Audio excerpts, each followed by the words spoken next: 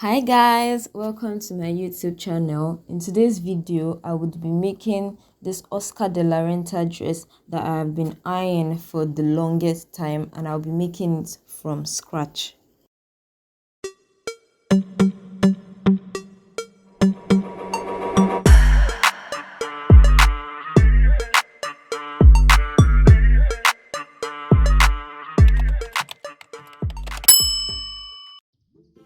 These are the measurements I'll be using in drafting this bustier, and I'll be starting with the length measurements, the bust point, the under bust, and then the half length. So right now, from the top of my paper, I'm coming down by 1 inch just to mark my reference point or the shoulder line, and from this shoulder line I'll be marking out the bust point, the under bust point, and the half length, and drawing straight lines across.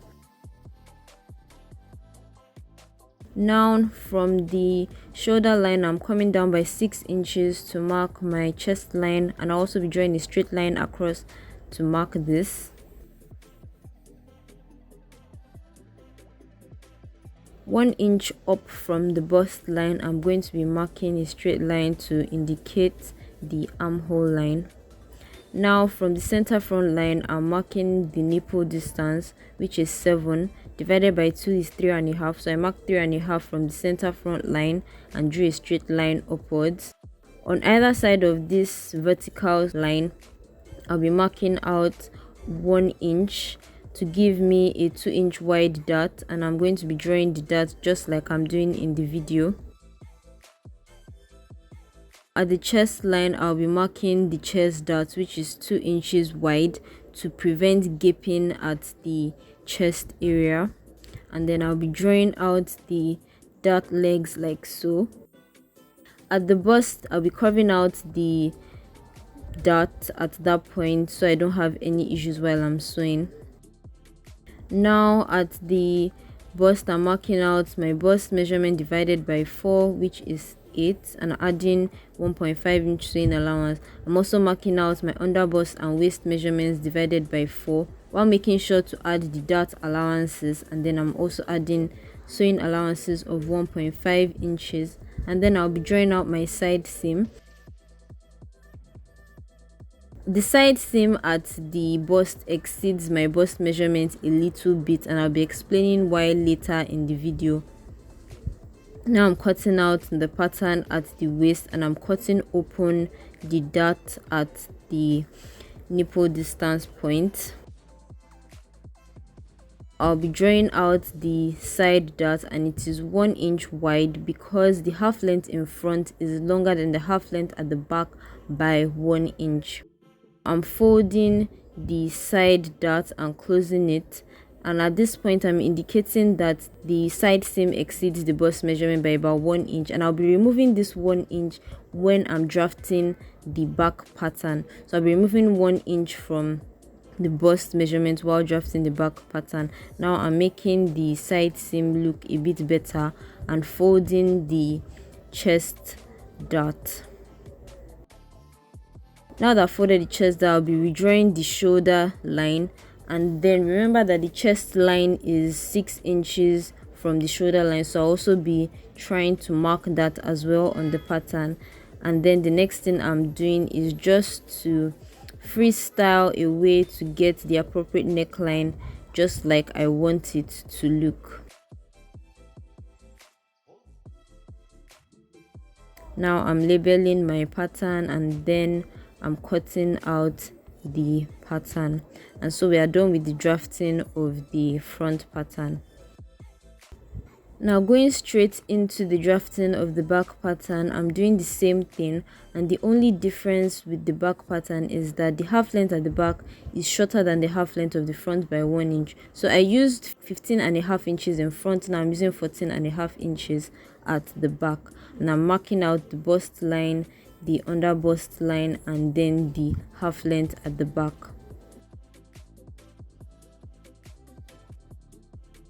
The next thing I'm doing is marking out the zip allowance, which is 1 inch from the center back line, And then I'm marking out the armhole line, which is 1 inch above the bust line, just like I did in front. So it's going to serve as the neckline for the back.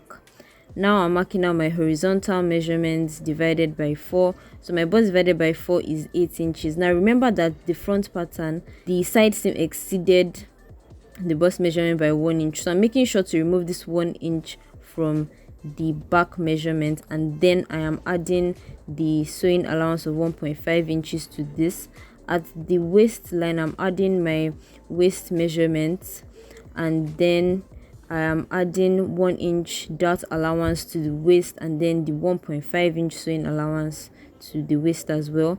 Now I'm marking out the nipple distance measurement at the back so that I can just get my dart line, and I'm marking ½ inch on either side of it. Now I'm folding the dart measurements because it usually has a weird shape after I cut it, so I want to make sure to alter this shape before I cut out the pattern. Now that I've folded the dart measurement, I'm going to open it up a little bit around the center back up to where the dart starts, and then I'm going to try to reconstruct the back pattern so that it could look better. You don't necessarily have to go through this step, it's optional, it doesn't really matter, but I just want to. So whatever I added at the upper part of my pattern, I'm removing from the lower part of the pattern so that the measurements do not change. Now I'm labeling the different parts of my pattern, and then I'm cutting out the pattern just like so. So this is the pattern for the back, and this is the pattern for the front, and so we'll be cutting on fabric, which we'll be going right into. I used 4 yards of Mikado satin fabric in making this dress, and I also made use of 4 yards of taffeta as the lining. For the upper part of the skirt, I cut out 3 360-degree flares. Each flare was my waist measurement, so I had 3 times my waist measurement afterwards. I would advise that you use only 2 flares, as the 3 flares ended up being too full.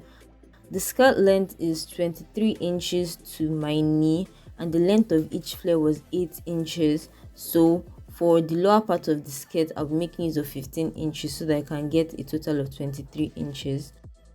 I added 0.5 inch sewing allowance to the top of the flare, and also 0.5 inch sewing allowance to the bottom of the flare to get 9 inches length in total. I also cut out 3 flares on the lining. For the lower part of the skirt, I cut out 15-inch long strips with the leftover fabric after I had already cut out the upper bodice patterns that we drafted earlier, and the total width I ended up working with for the strips was 10 yards, and I assumed that this was a lot too, but on gathering it and sewing it to the flares, I found out that it was not enough, so I would advise that you use 2 flares instead. I also cut out the same strips on the lining. For the patterns we drafted earlier, I cut them out on the fabric and also on the lining, and ironed on fusible interfacing on both the fabric and the lining. On the main fabric, I used hairstay. On the lining, I used BFF. Now I'm joining the different parts of the bodice together on the sewing machine with a sewing allowance of 0.5 inches. So I took it to the ironing board and ironed open the seams, and right now I'm trimming the excess seams on the main fabric only. I did not trim the excess seams on the lining yet because I plan to sew on the sewable boning.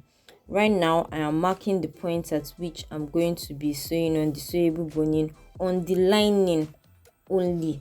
I did this for the lining of the front and the lining of the back, and right now I am sewing on the boning here, and I made sure to burn the edges of the boning a bit so that it could be smoother.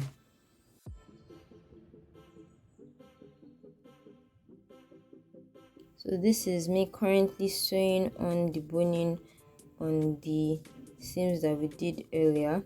Now I am sewing on the boning on the lining of the back as well, and after sewing the boning on the lining of the back, I trimmed off the excess sewing allowance.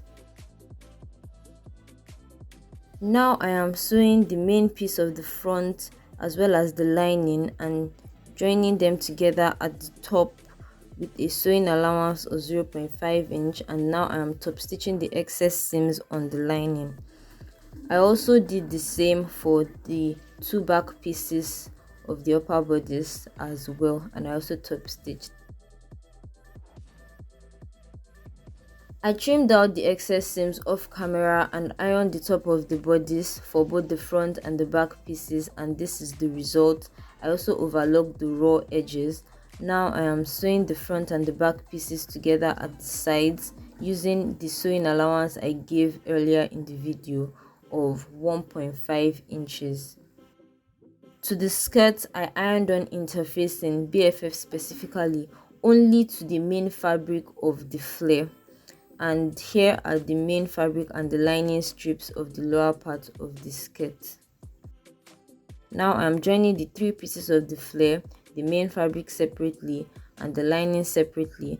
I'm also sewing the different parts of the straight strips together, the main fabric separately and the lining separately.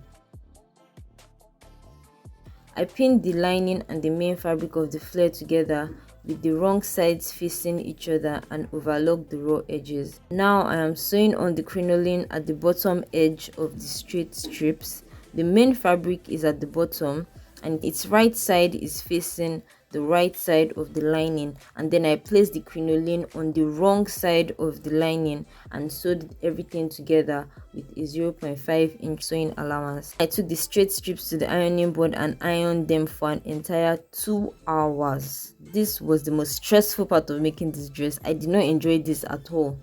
After doing this, I overlocked the top edge of the straight strips, and now I am sewing on loose stitches at the top edge of the straight strips just so that I could easily gather it. Here I am gathering it and I am attaching the top edge of the straight strips to the bottom edge of the flare and trying to divide the gathers at this point. And it was here that I realized that the gathers I thought were so full was actually not going to be enough. Anyway, I joined them together with a 0.5 inch sewing allowance and sewed it together like I am doing right now. After attaching the flares and the strips, I sewed on loose stitches at the waistline and I started to gather the waist of the skirt by pulling the loose seams or the loose threads together like this. Now I am attaching the gathered waist of the skirt to the waist of the upper bodice with the right sides facing each other, and I am joining them together with a sewing allowance of 0.5 inches. Afterwards, I attached the zipper off camera. One thing I would like to point out in the making of this dress is that the original Oscar de la Renta dress is way fuller than this one I made. So if you would like to achieve similar fullness, instead of using straight strips at the lower part of the skirt, it is better you use gathered flares. So the same way you cut flares for the top of the skirt is the same way you will cut flares for the lower part of the skirt. The only downside is that this would require way more fabric. So this is the result. If this video was very useful, give it a thumbs up, leave a comment, share and subscribe. If you end up making the dress, you can always send a picture of the dress to my email. I would leave my email address in the description box below. See you in the next video. Bye.